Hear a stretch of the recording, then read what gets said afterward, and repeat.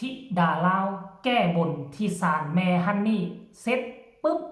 งานเข้ารัวๆทั้งกลางเว้นและกลางคืนงานนี้มีอยู่กรุงเทพจะได้นั่งเครื่องบินเป็นครั้งแรกแน่นอนทักทายสบายดีอีกคลิปหนึ่งก็แล้วกันมาพบมาพ่อกับค่อยเจบอลาวอีกแล้วท่านผู้ชม FC แฟนคลับ FC ของน้องธิดาลาวบ่ว่าจะเป็นคนไทยคนลาว FC ของเจบอลาวทั้งสองฝั่งของมาพบมาพ่อกันคลิปนี้ยังติดตามเรื่องราวของน้องธิดาลาวเส้นเก่าเส้นเคยมือบ้านนี้พวกเขาก็จะเห็นกันแล้วว่าน้องธิดาลาวมีการเคลื่อนไหวอยู่ไสไปใส่และเกิดเหตุอีหยังขึ้นนอกจากมือว่านนี่ก็ยังมีคลิปตอนเศร้าเบิงเบาภูศรีวิไลยืนน้ำตาไหลอยู่ข้างเสาศาลแม่ฮันนี่อยู่ที่จังหวัดกาฬสินธุ์ท่านผู้ชม FC แฟนคลับพวกเจ้าฮู้บ่หลังจากที่ไปห้องเพลงแก้บนปึ๊บผ่านมาตอนแรงงานเข้ารัวๆเป็น 3-4 งานโดยเฉพาะงานวันที่11นี่มี2งานในมือเดียวกันทั้งกลางวันและกลางคืนแต่ระยะทางมันห่างไกลกันหลายนั่นหมายความว่าจังได๋ต้องได้นั่งเครื่อง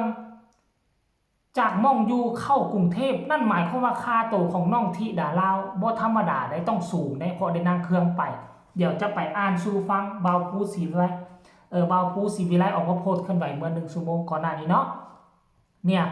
11ตุลากลางวันว่าซั่นกทม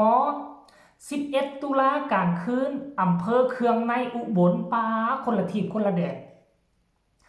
จากกรุงเทพมุ่งเข้ามาสุดเขตชายแดนไทยอุบลราชธานีเนาะ12มื้อนี้วันที่12กับวันที่12กลางเว้นว่าซั่นอำเภอพิบูลมังสาหารอำเภอพิบูลมังสาหารกับอำเภอของไอ้จอนนี่อยู่หันตัวจอนนี่มือปราบเนาะธิดาลาวจะได้ขึ้นเครื่องบินครั้งแรกลุ้นว่าจะสร้างประวัติศาสตร์อะไรบนเครื่องบินเนาะว่าสั้นท่านผู้ชม FC แฟนคลับอันนี้ล่ะไปกราบไปไหว้ไปแก้บนแก้บะ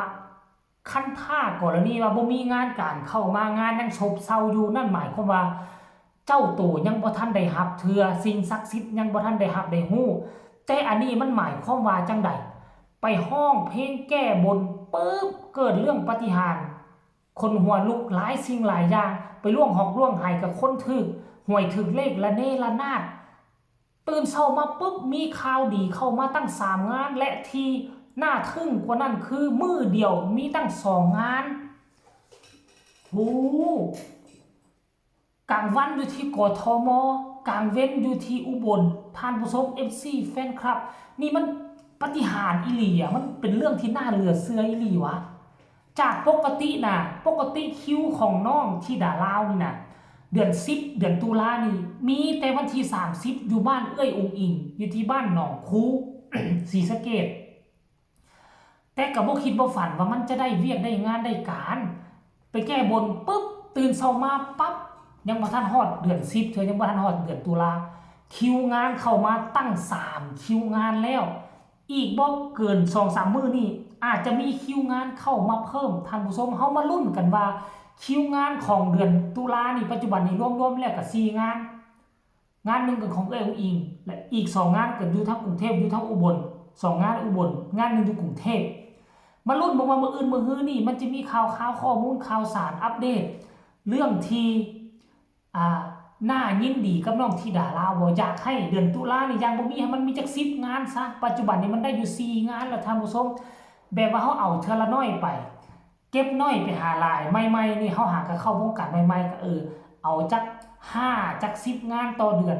เนาะบัดเฮาคอยปรับปรุงแก้ไขตนเองให้มันมีกระแสโด่งดังขึ้นเดือนต่อๆไปก็อาจจะมี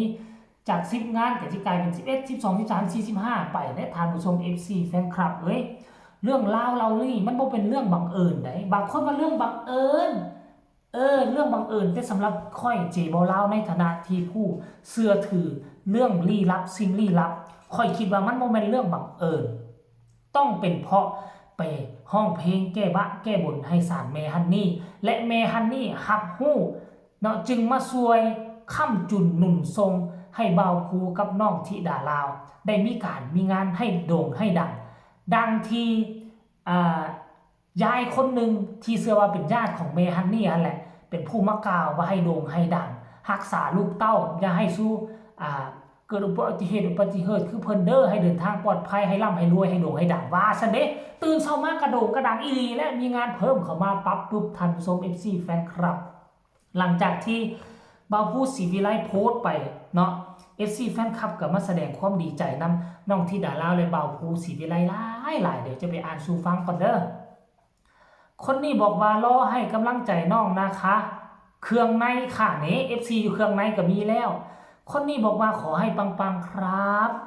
ผู้ต่อมาบอกว่ามาพิบูลแถวไหนเนาะว่าสันบ่าวผู้ก็ตอบว่าบ้านห้วยแดงตำบลดอนจิกครับเริ่ม10 โมงเป็นต้นไปว่าสันตอนเช้าเนาะปังไปเด้ออีหล่าน้อยว่าสันคนนี้ก็บอกว่าสิได้ขี่เรือบินแล้วพอผู้และลูกล่าธิดาลาวสิพากันหัวได้ละบาทที่นี่ว่าสันเดบ่าวผู้ก็มาตอบว่าแม่พึ่งพาบินครับพ่อภูมีคอนเสิร์ตที่เชียงใหม่โอ้ยพ่อผู้บ่ได้ไปน้ำแม่พึ่งไปพ่อผู้ไปเชียงใหม่ป้าเถาคนหนึ่งอยู่เหนือสุดคนหนึ่งอยู่ภาคกลางที่กทมแถวไหนครับจานเดี๋ยวแจ้งพิกัดนะครับป้า FC มีทัวร์ทุกเขตที่น้องจะไปทำการแสดงแล้วคนนี้บอกว่าดีใจน้ำอีล่ามีงานเริ่มเข้ามาเรื่อยๆดังๆปังๆเด้อเป็นกำลังใจน้องธิดาลาวขอบคุณแม่ทางบาเรนป้าแม่ฮักทางบาเรนบ่นี่ที่สนับสนุนอีล่าเด้อครับป้าโทษต่างประเทศก็มีเนาะจะมีแต่คำว่ารวยๆเฮงๆปังๆลูกเก่งที่สุดเลยค่ะว่าซั่นผู้นี้บอกว่างานเยอะๆปังๆนะคะมากทมแถวไหนคะเครื่องในบ้านยังจ้าสิไปเบิ่งน้องว่าซั่นเด้เครื่องในบ้านยังจ้าสิไปเบิ่งน้องป้ามีแต่คนถามมาเครื่องในที่ไหนครับป้าโทร FC เครื่องในหลายกันหมู่อุบลเนาะธิดาลาวเจิดจรัสแสงอันนี้คนลาวเนาะกทมแถวไหนครับสาวๆไปกันหมดไหมครับ3 สาว4 สาวใช่ครับยกเว้นกทมธิดาลาวบินเดี่ยวครับโอ้บินกับแม่เพิ่ง2 คนดีใจน้ำลูกสาวว่าสั้นขอให้ปังๆครับเป็นกำลังใจให้น้องครับท่านผู้ชมหลังจากที่ไปแก้บ้าแก้บนเห็นทันตางานเข้ารัวๆแนวดีๆเข้าหาเบาโคกับน้องธิดาลาวรัวๆซักซิดอีหลีย่อมือเอาไว้ขอให้ซ่องค่าปังคือน้องธิดาลาวเด้อท่านผู้ชม FC แฟนคลับคลิปนี้ก็ฝากฝังเอาไว้ซ้ำนี่ล่ะฝากทุกคนกดไลค์กดแชร์กดติดตามให้แน่เพื่อจะบ่พลาดในคลิปต่อไปที่สำคัญจะกดข้ามโฆษณาพบกันใหม่ในคลิปหน้าสำหรับคลิปนี้สบายดี